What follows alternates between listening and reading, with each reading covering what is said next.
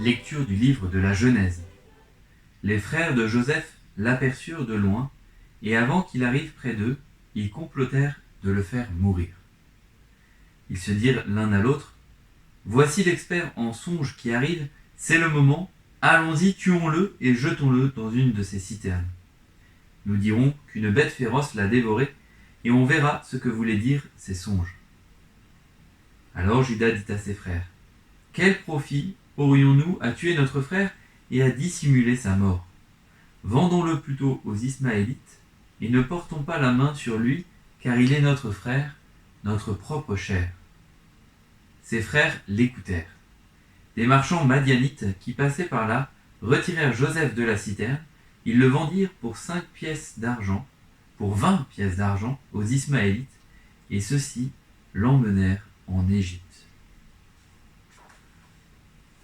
Les enfants, je suis très heureux de vous retrouver pour ce catéchisme. Je préférais vous voir vraiment, mais la situation ne nous permet pas de nous voir vraiment. Par contre, on continue à chercher qui est le Seigneur à travers ces petites séances de caté. Aujourd'hui, nous est raconté dans la 5e séance que tu trouveras, page 22 dans ton livre de catéchisme, l'histoire de Joseph, le fils de Jacob, le fils préféré de Jacob. Et comme tu l'as entendu, parce qu'il est le fils préféré de Jacob, il est jalousé par ses frères qui veulent le tuer. Et finalement, tu l'as entendu, Joseph n'est pas tué, mais il est vendu en esclave à un peuple qu'on appelle les Ismaélites. Et ceux-ci vont aller en Égypte. Ce n'est pas raconté dans le passage de l'écriture que nous avons lu. Et ils vont partir avec lui en Égypte. Et Joseph va être vendu aux Égyptiens. Il va être longtemps esclave. Et malgré toute cette épreuve, il va garder confiance en Dieu.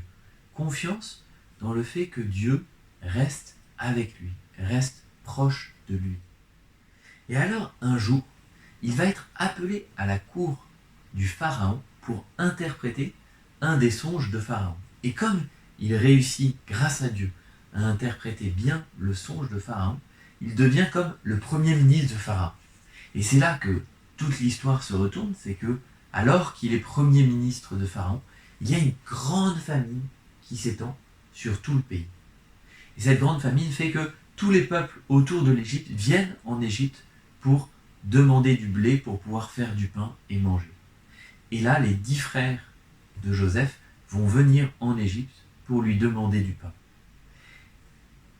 Il aurait pu se venger. Vous imaginez Joseph, abandonné par ses frères, vendu en esclavage. Quand il revoit ses frères, il est en position de force par rapport à eux. Il est le premier ministre de Pharaon. Pourtant, Joseph ne va pas se venger contre ses frères. C'est impressionnant ça. Mais parce qu'il est avec le Seigneur et parce qu'il sait que le Seigneur a veillé sur lui, Joseph, pour ramener la paix, va pardonner à ses frères et va leur donner du blé et va ramener la paix dans sa famille. Alors qu'est-ce que ça nous apprend cette petite histoire? Ça nous apprend plusieurs choses. La première chose, c'est que ça nous apprend que la jalousie nous mène toujours à poser des actes qui font mal autour de nous. Des actes qui détruisent. C'est la première chose. La seconde chose, ça nous apprend que dans nos épreuves, Dieu est toujours avec nous. Vous voyez, Joseph, il aurait pu se décourager quand il était esclave. Il aurait pu se dire, mais à quoi ça sert? Dieu m'a abandonné. Non, il a gardé confiance. Et parce qu'il a gardé confiance, Dieu a pu agir à travers lui. Il a pu faire de sa position d'esclave, il a pu en faire le premier ministre de Pharaon, celui qui va distribuer du blé à tous ceux qui souffrent de la famine.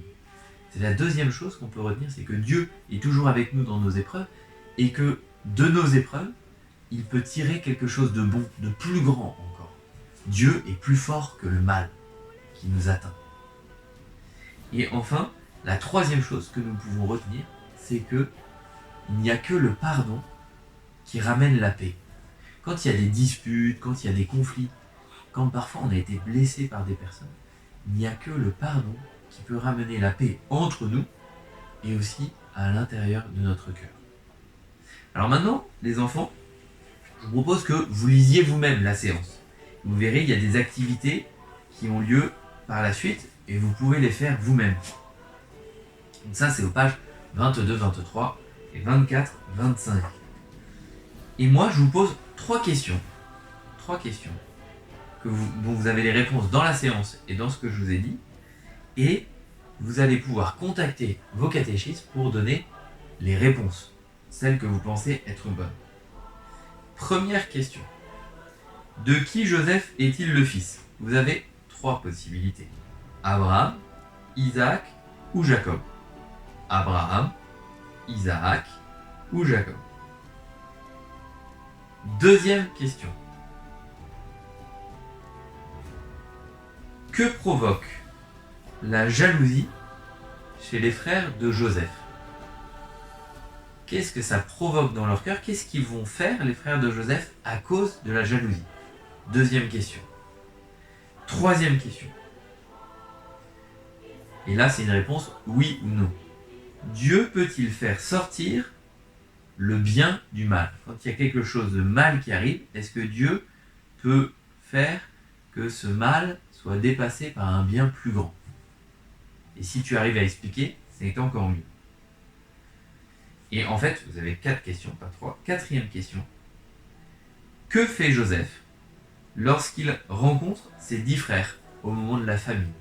Que va faire Joseph lorsqu'il revoit ses 10 frères au moment de la famine?